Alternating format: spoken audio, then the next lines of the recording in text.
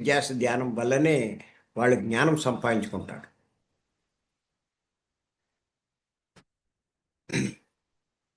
ఆ జ్ఞానం వల్లనే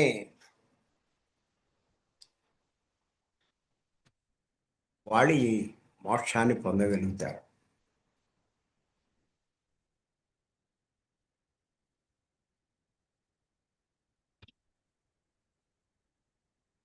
అంచేత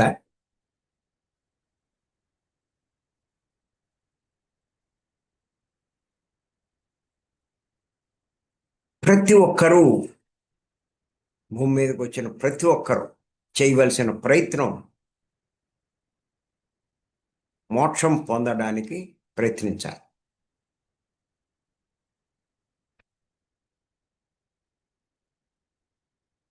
మీద ఉంటాయి, సకల భోగాలు ఉంటాయి, జైల్లోనూ ఉంటాయి. ఏ గ్రేడ్ బందీ అవుతాయి, అక్కడ సకల భోగాలు ఉంటాయి, కానీ బందీ. ఇక్కడ ఉంటాయి భూమి మీద, కానీ బందీ. గుర్తుపెట్టుకోండి. జైల్లోంచి బందీ ఎలా తప్పించుకోలేడో, భూమి మీదకి వచ్చిన వాళ్ళు తప్పించుకోలేరు.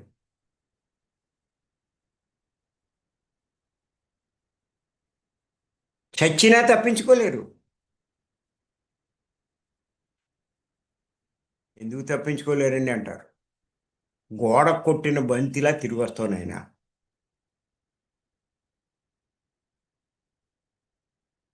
అందుకే పాపం చాలామంది ఆత్మహత్యలు చేసుకుంటారు తప్పించుకోవచ్చని.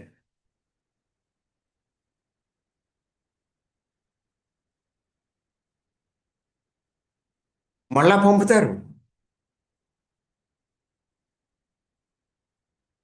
పెనాల్టీస్ మళ్ళీ పంపుతారు. జైల్లో తప్పించుకున్న వాడిని పట్టుకుని శిక్ష పెద్ద చేసి మళ్ళా పెడతారు. ఇది అంతే. ఆత్మహత్య చేసుకుంటే విముక్తుడైపోదామని మళ్ళా పంపుతారు. ఇంకొంచెం శిక్ష ఎక్కువేస్తారు. కష్టాలు పెరుగుతాయి. ఆడికి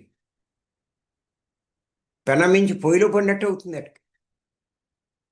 అందుకే ఆత్మహత్య చేసుకోవద్దంటారు పత్రిక.